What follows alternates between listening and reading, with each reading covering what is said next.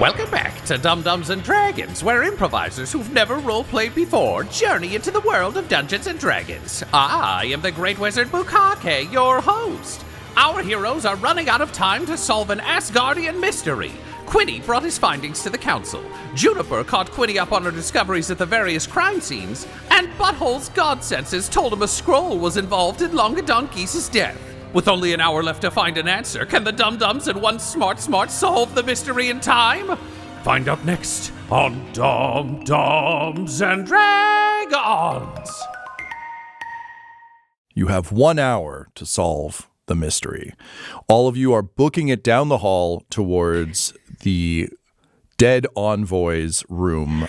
Your Longedon Geese, of course, has had his head exploded, and the mystery of who done it, why done it, where you've got nailed down. You know the where quite well. But we don't know if the perpetrator was there, but we know where the you know, there's a lot of there's a lot of question marks in the air. But unfortunately, the time that Sildar has bought you with the rest of the Lord's Alliance envoys is rapidly running out. And so, on command of Butthole, who I believe is not traveling with the team to do this, or is he going to? Butthole cannot walk down that hallway to figure this room out, because if he does and anybody bumps into him, he's going to have to answer questions. He needs to be able to be delivering a report later without seeing like he's interfered with any of it. All right. So that leaves us with Quinny, Juniper, and Smart Reginald rushing to the room. So, oh God, what a mess. as we described last time, you can hear the sounds of stalling. That classic song, The Sounds of Stalling. Yeah. Coming from the room where Sildar is sort of holding court and trying to keep the members of the Lord's Alliance tied up. You arrive to the room to find it exactly as you left it. The crime scene is here. You have collected a variety of evidence. What are you trying to find? How do you want to try and solve this? Well, we're testing the spell scroll theory, I believe, is something we're still looking into. What does Quinny know about spell scrolls? I'm imagining not a whole lot. It's not something many of you, we partially because we just haven't used them on the show very much, but I would say, having never received magical training, you might know of them as valuable things you could steal and sell, but I don't think you would have much experience with them otherwise. The only piece of knowledge that, Quinny, you've been able to contribute so far with this is that you haven't heard of Eldritch Blast specifically being associated with a spell scroll. Isn't to say it couldn't be, it's just odd. Mm-hmm. So that's the information you're coming into this with. To recap kind of what we know, the room is a locked room mystery, he said, leaning on all of his mysteries he's read. It's a locked room mystery. There is the chair that has sort of fallen backward with Longedon Geese's body. There is a blast mark that we have now definitively, after several investigations, determined syncs up with an Eldritch Blast that clearly blew his head off. This room is at the end of the corridor. It is the furthest room since he arrived last. There is a slotted window that he can't get out of, nor can anyone get into, that you're aware of. The room itself otherwise has all the sort of trappings of a barely unpacked hotel room, since Longedon was late and then the big party was coming. You can see that his bag is unpacked. He was clearly starting to kind of get things out. That said, with the assassination attempt of Vincent Charlemagne planned, he didn't unpack a lot. And what is there isn't... It's stuff that you could leave if you had to leave in a hurry, but also enough that you can put on airs if you needed to. So there's, some fancy clothes being unpacked, that sort of thing, but sort of very clearly for show. This is unlike Raish Gray's room, which was very empty. This is almost a set, if you will. Like if someone were to walk in, they would see someone who is half unpacked, but nothing here is of tremendous value.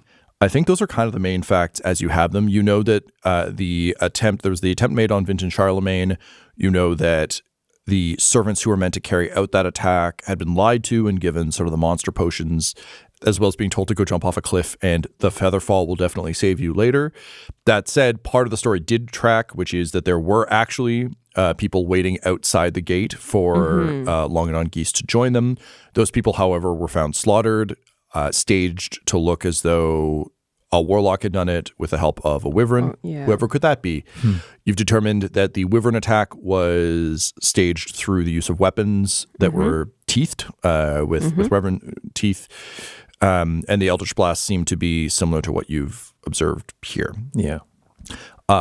Quinny, you determined that Chompy doesn't have any major sort of event in his recent past to indicate something like this. However, he was under a tremendous amount of stress in the past couple of days. Through your talking with Vinton and sort of ascertaining stuff, you figured out that's pretty much he was worried about you. So that was where his worry lived. And that's kind of where we're sitting with that level of investigation. Raish is gone. They're to the wind. Yeah. The Lord's Alliance gave you some information about Raish in terms of they seemed very on the level, seemed very eager to kind of bring order and to sort of settle things. You weren't able to receive any information that would lead you to believe they were kind of up to nefarious purpose. They seem fairly on the level. Obviously, there's something else afoot, but they might be a secret Harper. Yes. So Foundmire Pink Blossom, Quinny, you accused her of being a Harper. Foundmire has accused Raish of being a Harper. And the information you got from her was that the Lord's Alliance is wary of the Harpers because I'm trying to think like what the appropriate metaphor for this would be. The Harpers are under the table, whereas Lord's Alliance is above the table and also the table. Right. So for the Lord's Alliance, it's a bunch of well-meaning, highly self-righteous, I know better than... It's basically... here's what I'm looking for. Lord's Alliance is basically GCPD, and the Harpers are Batman. So it's like... Gotham City Police Department. Yeah, you've got like the people who are trying to do it on the level, you know, we have this great district attorney, we've got this. And then you have a bunch of well-meaning vigilantes running around wrecking shit constantly. Whether or not they're getting results better than the Lord's Alliance, up to debate. But in the eyes of the... I mean, in the Batman metaphor... The Harpers are killing us. Yeah. But in the eyes of the Lord's Alliance, any commissioner who isn't Gordon, it's very frustrating. It's they're bringing in an element of chaos. They don't answer to governments. They are... It's the frustration of people who run nations having to contend with a bunch of heroes who have decided they're going to do good things as they define good. So... Yes, you have two different accusations about it. The only hard evidence you have on that front is that Bucky found a Harper sigil in Foundmire Pink Blossom's room. So Foundmire's story doesn't add up.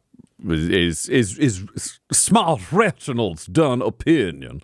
Yeah. When Quinny was interrogating her while also having his organs readjusted, she said that she was on the trail of a Harper within the envoys. Again, whether or not you believe that is up to you. We weren't really doing...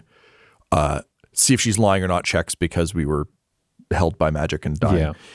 So those are kind of the facts as you have them. There are a number of different agendas going. I will say that as we move into more global affairs, you may not have all of the answers you need to solve all these things to 100% completion, but you certainly have enough to figure out what is afoot. And regardless... I want to solve the mystery. Yeah, well, it doesn't really matter what I think because you have to say something to the Lord's Alliance envoys soon because Sildar can only serve them so much tea. Yeah. So...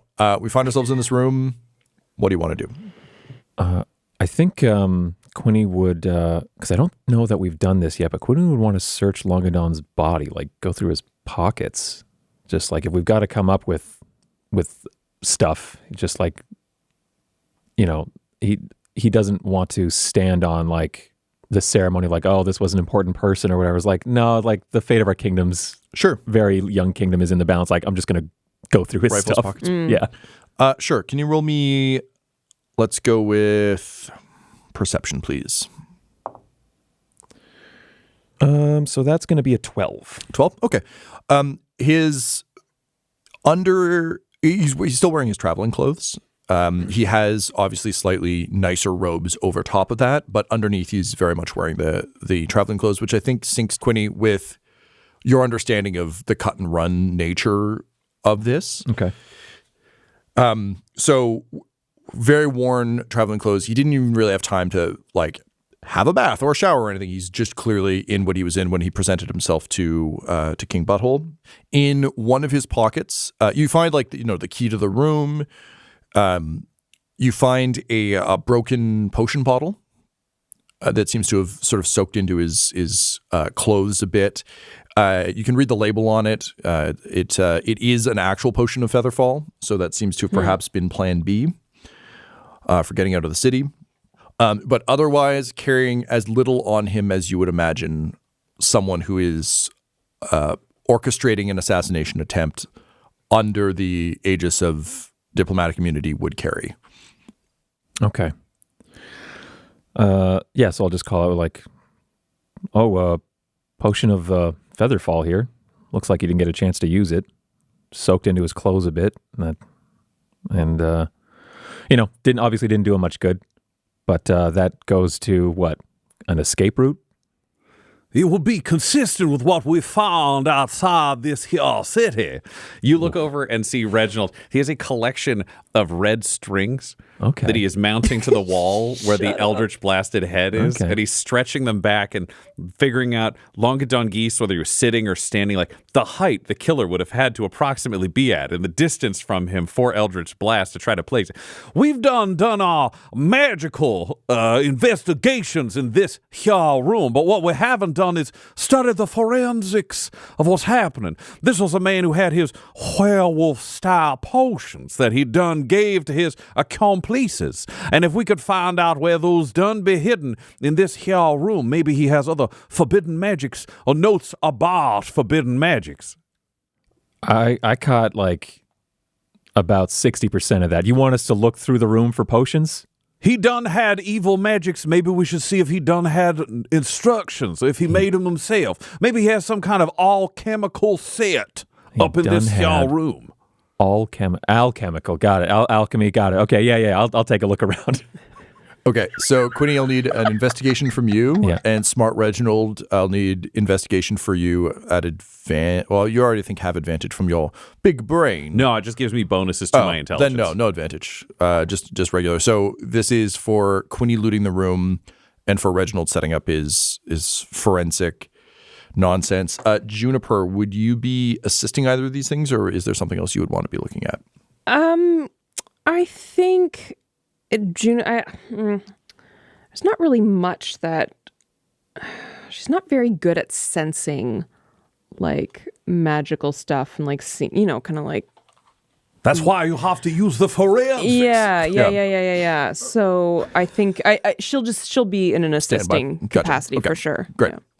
Yeah. Investigation is one of those things where it's like, I don't know how often Quinny really uses that. And it's not like expertise level, but it's like, I'm better at it than I thought it would be. So it's an 18 investigation. 18? Okay, great.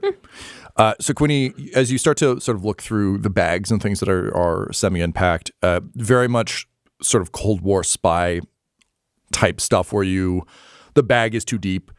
You pull up the layer that has the traveling clothes and everything else, and very carefully packed, you can see kind of a mostly empty, almost like carton of potions. This would have been overlooked in the previous investigation because you weren't specifically digging for kind of spy shit.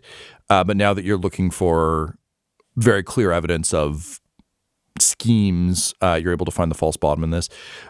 So there are a couple more of the same potion bottles you received, and they're clearly packed in kind of one of those. God, I almost called it a hashtag. Fucking no. But they're packed in, in a crossed sort of probably like a grid. Wood, yeah, a grid. Yeah, yes, grid. That actual word for the thing I'm talking about. The same way if you're trying to transport a lot of bottles or anything else, sure, yeah, over distance, right? Like how they would do with like wine or something. Yeah, exactly. Okay. So there are a couple more in there that are probably backups in case anything broke during transport. But I recognize them as that's the potion that I had in my hand and I drank, and it turned me into a monster. Yeah. Okay. Yeah. So there's a couple of those. Beyond that, you don't get it. It is clearly I carefully packed these things to bring them, and I brought extras, not an alchemical set. So to Reginald's question of did he mix them here, doesn't look like he did. The vibe you're getting is someone who is very well equipped to do the thing they wanted to do, not someone who is capable of independent. I think from a thief's perspective, this would kind of be like someone who just bought all their thieving equipment and was like, cool, I'm good to go now. It's like, but you don't actually have the skills to use any of this. Yeah. You just have what you have. And I don't necessarily have the like forensic expertise that Reginald would have as like investigating things, but I think Quinny can sort of like reverse engineer what he as a thief would want to make sure he had on hand to prevent people from finding out that he did something. So in finding these potions, I think he'll say he would think about he wants to wear gloves when he does his work, thinking, hey, I found some more potions here. These are the ones that transform lackeys into big dumb monsters. Dust for prints. Do you want to get a fingerprint off this, or is that not helpful? You're a wise fellow, Quinny. Perhaps the wisest of us in regards to this. Please do get those fingerprints. Take this dust. I was gonna say, I know about it. Like, I don't know how to do it. What, I just put dust on it? Yeah, then you will see the fingerprints. Then we have to put them on something sticky. All right. You got a clear film? I don't. Well, you're going to have to find one, boy. Get clever. All right.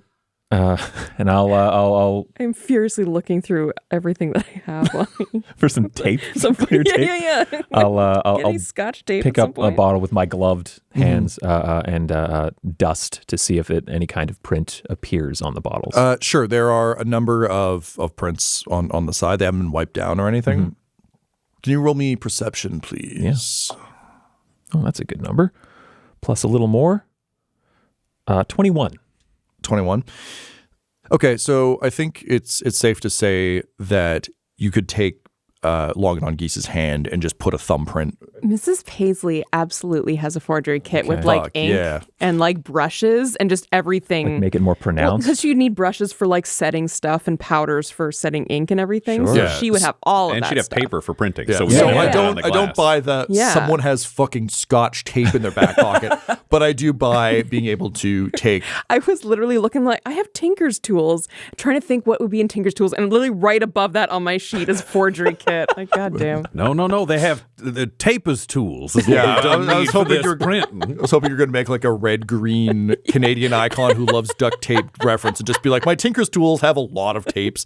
So no, but I do buy being able to just take a copy of the thumbprint and look and see it. So Quinny, what you see, I think, tracks with kind of what you were thinking about. Also, having studied potions a bit now at the Fortress of Forlorn Hope, you can definitely see smudges where gloves have handled it.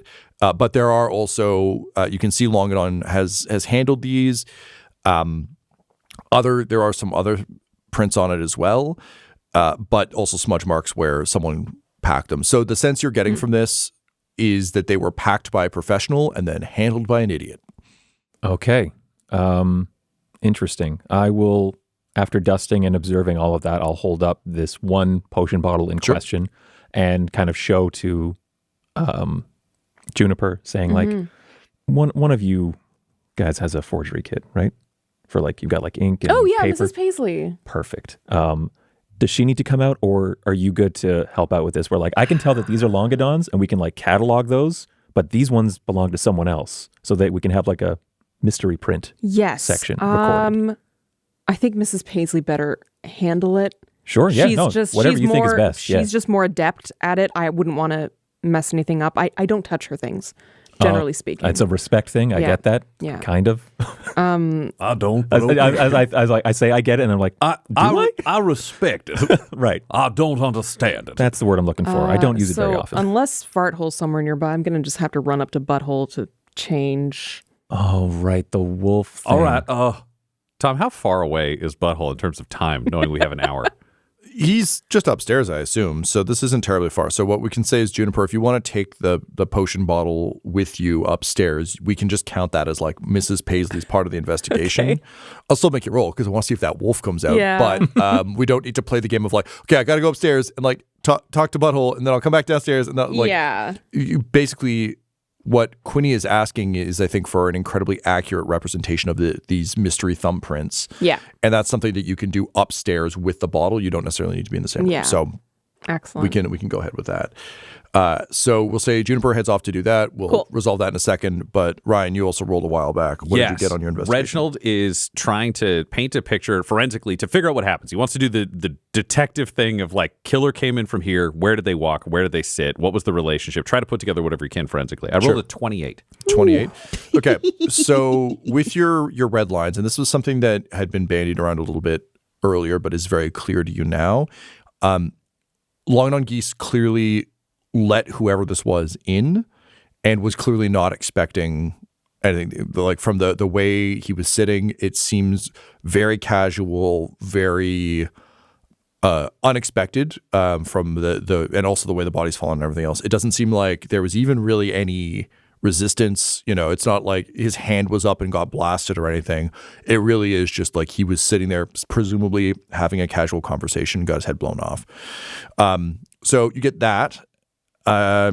There, you notice evidence of another chair, with scratches on the floor or whatever, that would have been across from this one. So seemingly two people sat down to have a conversation. That chair, there's another sitting chair against the wall, so it's clear that chair was moved, possibly after the attack. Beyond that, the fact that Longedon has the key in his pocket would suggest that it's not like he dropped the key somewhere and someone else picked it up, so he would have had to let them in.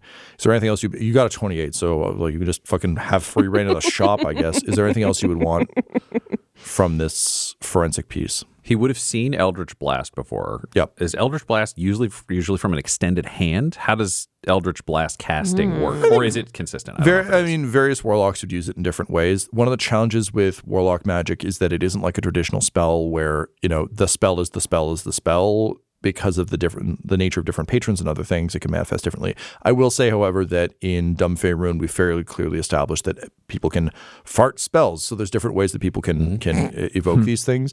Traditionally, I've always thought of it as almost like the Iron Man. Yeah, that was the hand thing, but I don't think that necessarily has to be true. Not necessarily has to be, but in regards to the chair opposite Longedon, because if he's like, okay, chair, there's the wall spray. Yep. I know how tall Longedon is.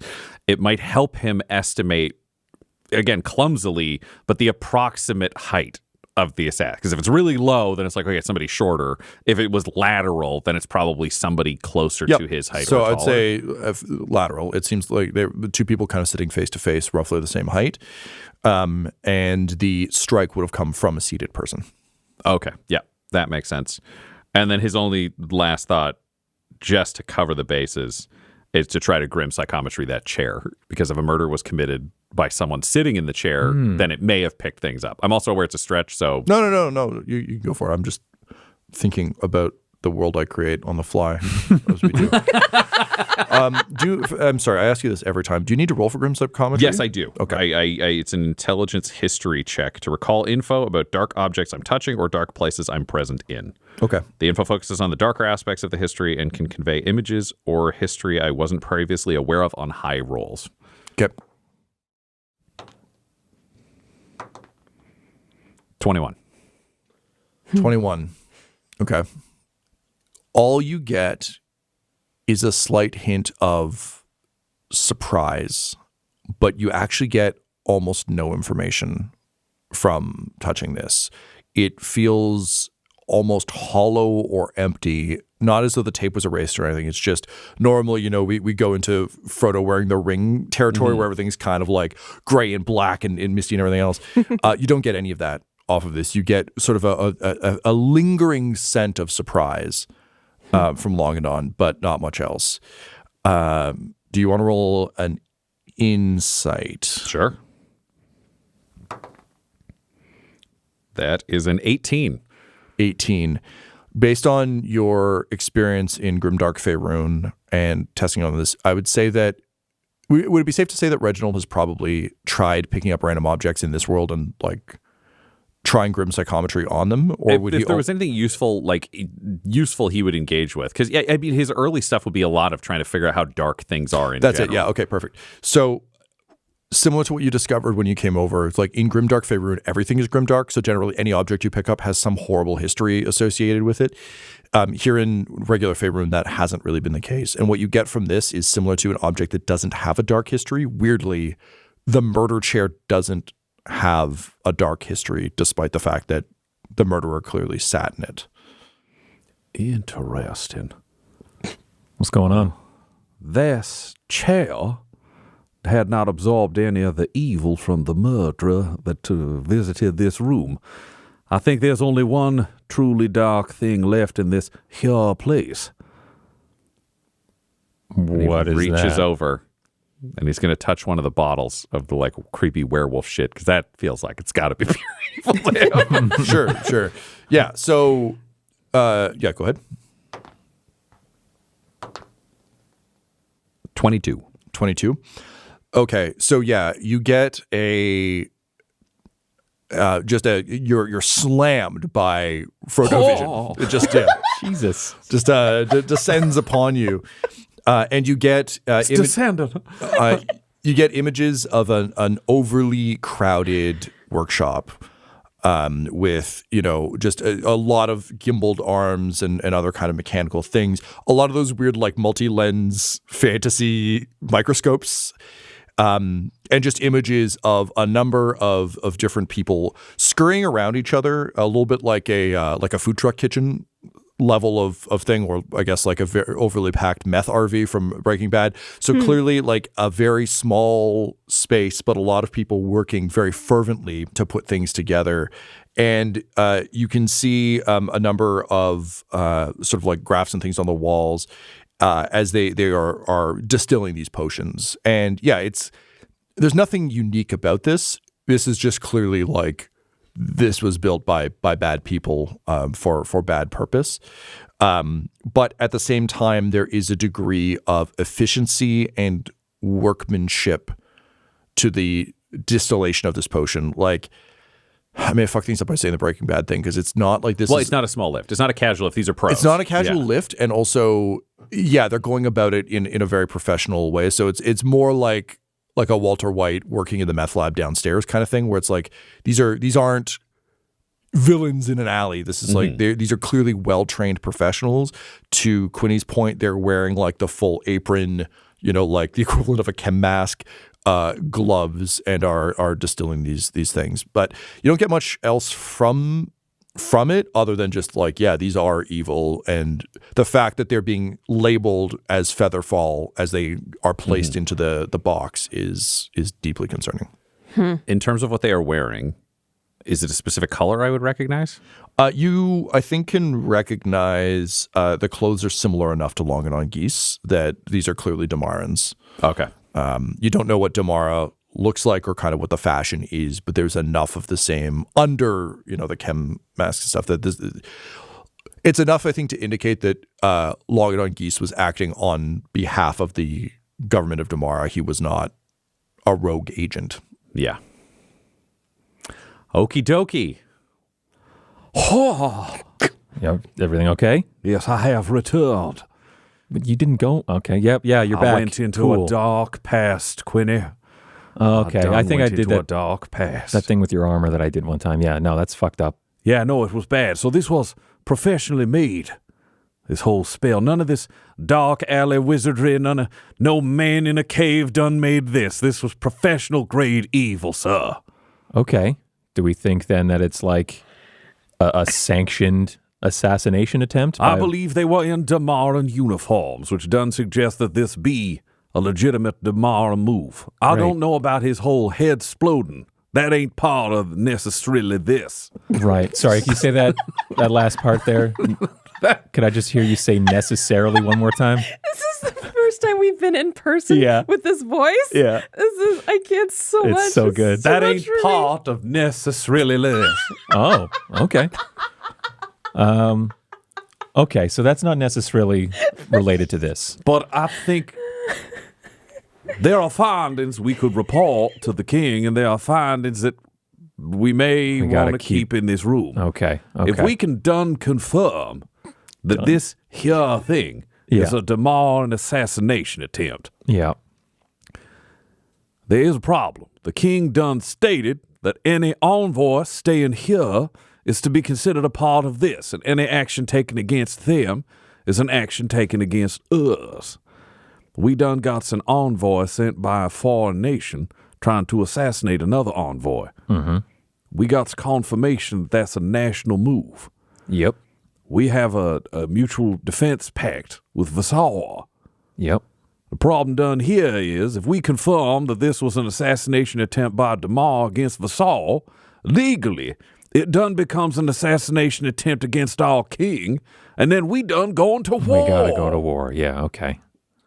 One thing I will flag is Longedon Geese is not a member of the Lord's Alliance, nor is Damara, nor is Vassal for that matter. So, as you continue your math, everything you just said is absolutely 100% true in terms of your relationship with Vassal. But don't worry, Quinny. It won't affect the Lord's Alliance, unrelated to Horatio Gray. Which means Lord's Alliance will be sad he done exploded and not trust us, but we can show that he done be a criminal assassin who we may be at war with. All right. I got something else to throw into the mix for you here. Toss it in. Let's make a gumbo, son. What the what?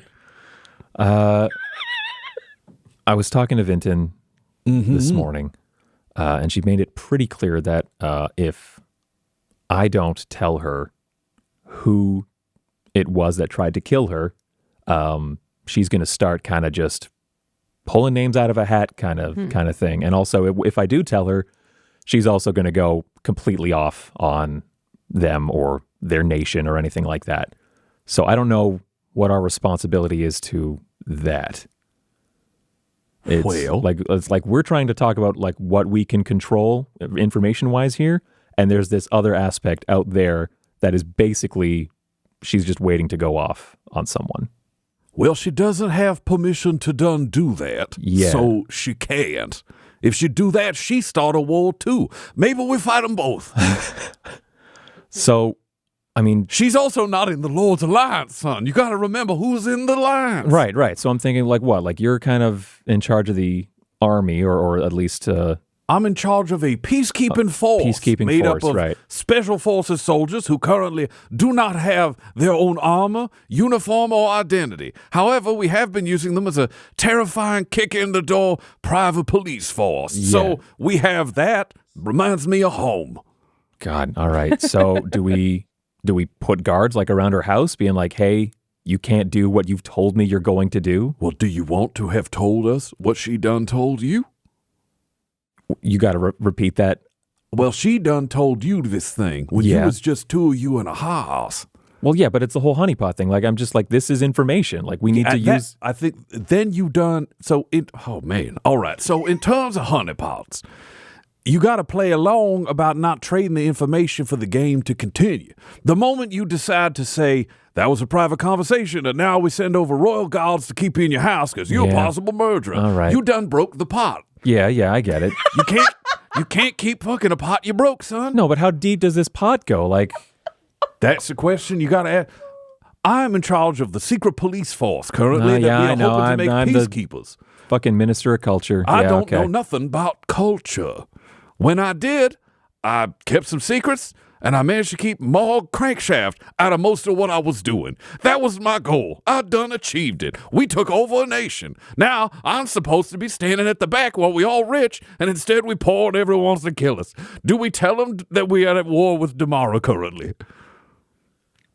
I think so far, yeah, we likely will. Like, if we tell them what happened here, it goes to, okay, war with Damara. They conducted an attack. Okay. I mean, yeah, because the evidence that we have is related to the assassination attempt. It's the evidence that we need is related to what happened to Headless here, and we don't have it yet. Yes. The thing I'm just pointing out is a smart man, but perhaps not a wise one. Camera pans to camera sheet pans back. I don't know what we should do, but if we don't tell the king that this is definitively Damara, then he could say it's a rogue element, even though he know it ain't. Okay. And then they don't have to be no war. You think we should ask the Chief Justice as well, or is it just you and me kind of figuring this out? I am not a wise man. I lay out the options for wiser men to done make decisions. All right. I'm an investigatrix. Look over here. What? He was sitting when his head done got blown up. Yeah, I know. He's still in his fucking chair. Juniper, you arrive to the throne. Butthole, do you just hang out? Where's Butthole? Butthole's just waiting in the throne room. He's got an hour. It's not so great. Juniper, you roll into the throne room with the bottle in hand, but also a fear of the wolf. Mm-hmm. Okay, so like the bottle did it. Please tell me it was just a bottle or something. I'm not. I don't know what it is. Okay. I have to brush fingerprints, and I just. As long as you're making good use of the hour, what do you need from me? Okay.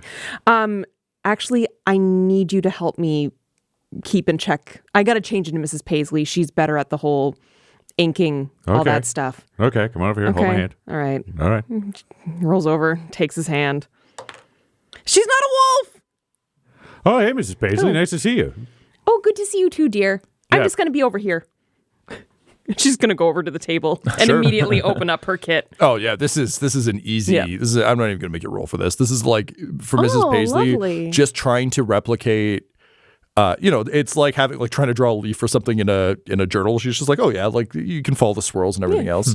And I think it's easy enough to just, with the dust that's already on it, pick up what it is. And again, we're not doing transfer. It's just I will draw these close enough that we can follow it.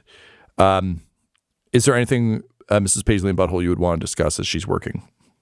Butthole. She wouldn't be bringing anything up. I say Butthole is so stressed about this whole thing. He's just been sitting in this room trying to stay calm, being like, it's going to work out. You just got to trust everybody and it's going to work out. You know, like you're just here and it's fine. And then she comes in and has this moment and then she's working 5 feet from him as he's trying to do like meditative breaths. He just hears like pen scratching and shit. And he's like, okay. He's just trying to count the time as the stress keeps him in his And she's chair. literally going, careful, take your time. Butthole? Do your job. You're good. Just do your job. You're fine. And she kind of narrows her eyes. She's like, we're coming back to this, young people. And she continues. Butthole, can you roll me a con save? Oh. That's a 3. Gotta move, man. You gotta move. Where does Butthole stalk off to try and get some space? Butthole is going to stalk off to the courtyard outside to play fetch hammer with Goblin Jr. It seemed like a Fetch healthy hammer. thing, so he's going to do that. There's a lot of throwing hammers and chasing it. And it's doing pretty good. It's keeping him distracted. Mainly because people keep trying to pick up the hammer. Don't do that. That's not for you. Then he runs over and picks it up. I'm sorry. I didn't realize. I'll leave it on the ground. Yeah, thank you. That's him for the whole. And then Patty's just yelling at people like, don't you touch the king's dog hammers. Dog hammers. So yeah, the two of you play that for a bit. You get a little bit of mental space. But I'm going to give you 1 point of inspiration for finding some peace of mind with Goblin Jr. in a difficult time. All right, so having just explained the exploding chair, etc., to Quinny in great depth and detail as Quinny gestures at the very clear case you're describing, the two of you, I assume you're just waiting on Mrs. Paisley at this point? What else can we do with the time? We've looked through his things. We've looked through his clothes, what he's got on him. Can we go through the room? Can we turn the room over? Have we Sure. done that? Yeah, there's not. This is where it starts to feel more like Raish Gray's room, where aside from the bag, like again, I've been using this metaphor far too much, but it really is just like a hotel room where someone like threw their bag down, opened it up, took a few things out. The difference being in Raish's case, nothing's left. Aside from basic things that they clearly didn't care about. In this case, it's like, I took out enough to look like I'm trying to move in and we'll be here for a while, when clearly Longedon's plan was to get the fuck out of Dodge after the assassination. So otherwise, yeah, just a very stark and empty room. That said, can you roll me an investigation at, I was going to say disadvantage, but there's two of you and we have Smart Reginald. So I would knock that out and say just a straight investigation if one of you wants to help the other one. So who would be, so Quinny helping Reginald, I assume? I am an investigatrix. And sorry, Ryan, do you normally have advantage because of? No, you get bonuses. Yeah. We talked about this. So my gem lets me start. I'll always have advantage on grim psychometry. Right. So when I'm trying to mind read darkness, I have advantage. Otherwise, I've just got a pretty good stat. All right, go for it. 18. So you're tossing the room again. It just feels like a disused. There have not been envoys at a call for quite some time. That said, as you make your way back towards the door frame, obviously being a forensic specialist in the fantasy world you're in, on kind of the arc of a door opening, you find just a few remnants of ash that seem to have been blown open with the door. Seemingly burnt parchment of some sort, and I think safe to say evidence of the use of a scroll. There's evidence of using a scroll over here. Perhaps it was the way out. Oh. Like Raish knows Eldritch Blast, and then Raish needed a scroll to leave? Well, Like nobody teleport, saw anybody leave these rooms. They didn't leave the floor, so there may have been a way in or a way out. We don't know if it's Raish done. It could be anybody. Sorry, I should say the envoys all were seen leaving the floor. So Raish didn't just disappear. Raish was one of the envoys who left. The problem the guards have is they knew all the envoys were leaving and all the envoys left. So they can't tell you specifically, but it's not as though I know I said locked room earlier. It's not a full someone could have come and gone. Mm-hmm. The guards didn't see anyone go in or come out, but all the envoys did leave, including Raish. People are aware that Raish left. And when I say near the door, it's literally you rolled high, so I can just tell you this. If the scroll was used somewhere in the room, opening the door would have swept these particles aside. So to rephrase. So we know that the envoy is outside of Longedon, obviously with his whole no-head situation. We know that the rest done went outside to be a part of the party. Okay. This means the guards didn't see nobody who wasn't an envoy entrez-vous this here room. So there's a chance somebody could be bouncing in and out from the other envoys, or it could done be somebody from outside this here castle. Got an invite in and done scrolled themselves in or out, as the case may be. Maybe this fella done be some sort of devil worshipper, traded his soul for some bullshit. Then he decided to say, "Come on in, Mr. Devil." And Devil said, "Thank you very much," because he got invited from a scroll. Then he done come in. I want to be clear. All of this is conjecture, and we can present none of it. Okay. But I done painted a picture, didn't I? Added up with all the truths we done been telling. Right. At which point Juniper returns with Mrs. Paisley returns with thumbprints and other fingerprints. But the three of you reconvene. Your hour is rapidly running out. Is there any final preparations you want to make before you present your case to the Lord's Alliance? You can hear the commotion getting louder as people are clearly over Sildar's nonsense. You got the fingerprints, they all work. Yes, I have a fairly accurate representation. So they were people who done touched the Could you check these here chairs to done see if there be any fingerprints? Then we done know who had perhaps been in here, especially this one, the murdering chair. Mrs. Paisley, can you roll me a perception at advantage, please? Yeah. Nat 20. Look, you've been very careful and very precise as you were giving your own mantra to yourself. Mm-hmm. There are absolutely fingerprints on this chair. They do not match any of the ones that you've just transcribed. You're able to transcribe these ones easily enough, though. Excellent. Well, the prints on the chair don't match the prints on the bottle. Mrs. Paisley, you rolled a nat 20, so I'm going to say a cursory look at the door shows prints on both the knob and the door frame that do match the prints on the murder chair. Oh, interesting. Murder prints on murder chair, matching maybe murder prints on door. And because you're at a nat 20, I will save us a little step here and say a quick roll down the hall and a check of Raish's door does match those prints. So we got a killer. We do have a killer interested. So Raish Gray done killed Longedon Geese. This is And I want to be clear, very bad. At which point, the door to Soldar's little party bursts open. All of the members of the Lord's Alliance, the envoys from the Lord's Alliance, spill out into the hall. Bluebeard the gnome looks down the hall and says, "Is that a headless body?" The time has come to lay out your case. All the while, Fallenmeyer Pinkblossom just stares at Quinny and shrugs. And Reginald looks over and says, "Quinny, you left that fucking door open? I wasn't the last one out. You are not smart, Quinny." But you are wise, perhaps.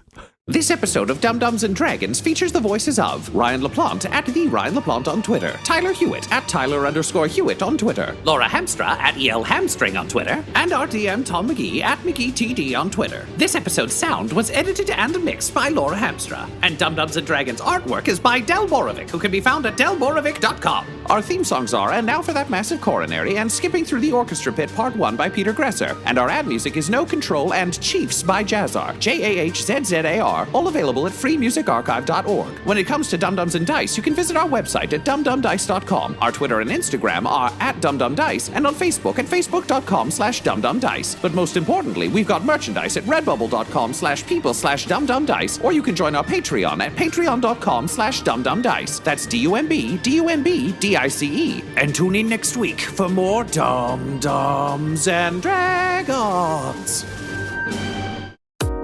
Dum-Dums and Dice has to give a special thank you to the supreme beings of our Patreon at this time: Christopher Little, George Dolby, Richard Cranium, Gavin and Abby McDonald, Logan, Fire Unfriendly, Grandma Likes D&D, Alan, Stabby Stranger, Glitch Trick, Flynn1138, Alarain Okapi, Schrodinger's Pepper, Guy Edwards, Madre de Gatos, Lady Maiden, Garbo Ape, Locke, Sam Schaefer, Waffle Marine, Dagger Rain, Rob L, Dia De Los Hoodless, Squishy Werewolf, Remy Funky Head, Nomad, the Wise Paladin of the Badlands, Accent Therapeutic Services in Florence, Kentucky, Lael, Shulzari, The Long Family, Jordan Oliver, Richard Wright, Brittany Fenwick, Alex Parr, Old Man Mojo, Dragonfly, The Body Barrelers, Megan Werner, A Man Out of Time, Curtis at FingerTechRobotics.com, Panda24NN,